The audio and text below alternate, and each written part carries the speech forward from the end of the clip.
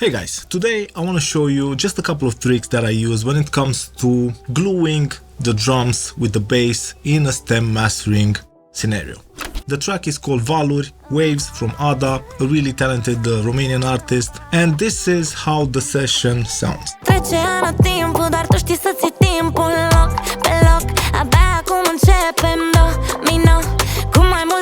You can hear that the track has a really nice groove. It's bouncy, and my purpose with the stem mastering session was to enhance that. For that to happen, the relation between the drums and the bass was really important.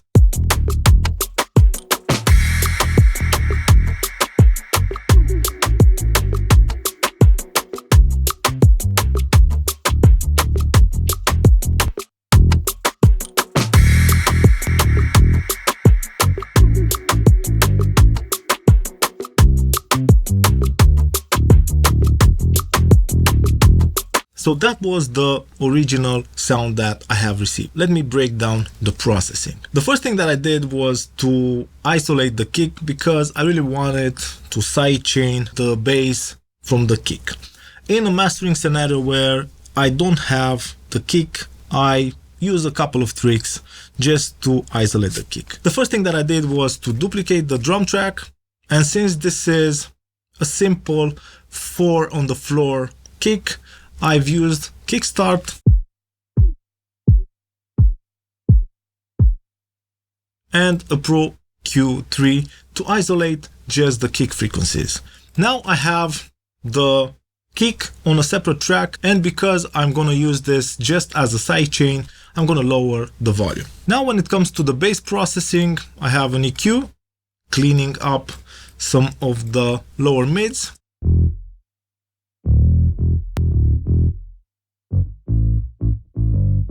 MV2, Neutron 4 compressor in vintage mode, just taming the peaks. Bloom,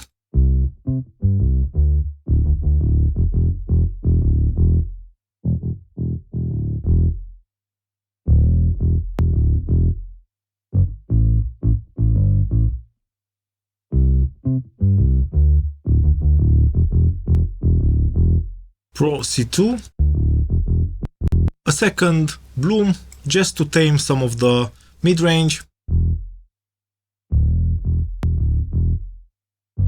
On the bass bus I have R bass, but really low in the mix at 50. And then I have Soothe in sidechain mode, and this is triggered by the sidechain kick that I've created.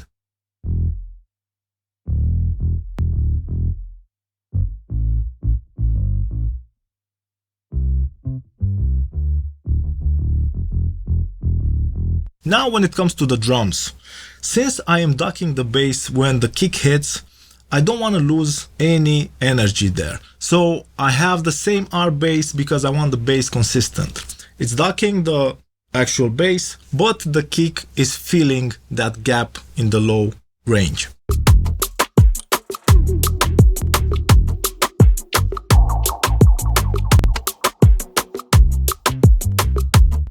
Taming some harshness with Soothe.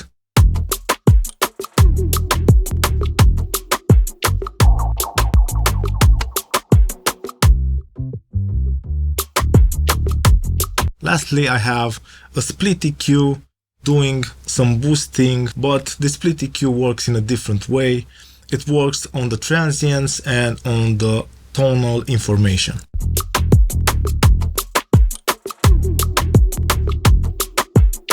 Then I have Pro Q3, orange clip, and I'm clipping just a couple of dB.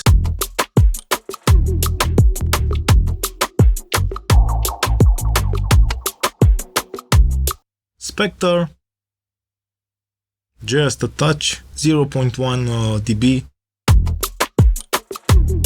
And last in the chain is the Ionic compressor, the hardware that I have from Wes Audio.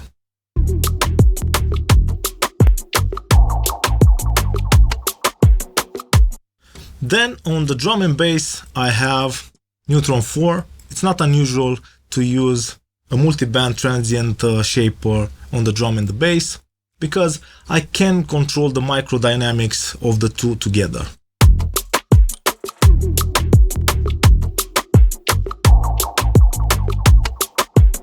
What I'm doing here, adding just some attack on the lower frequencies and some attack on the top end. After that, on the beat, I have stage 1, just a bit of the width increased and a limiter. Let me play you the before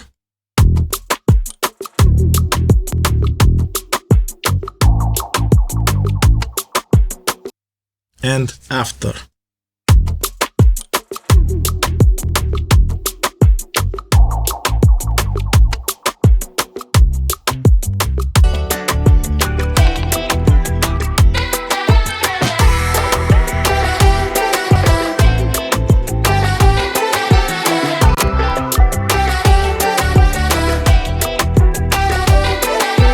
For me, that difference is huge, and these are just a couple of tricks that I use: the duplicated sidechain trick, the multi-band transient designer on the drum and bass, clipping, a lot of bloom when it comes to the bass. I hope that you enjoyed this video. If you did, don't forget to drop a like, subscribe. Thanks for the support, and see you guys really soon.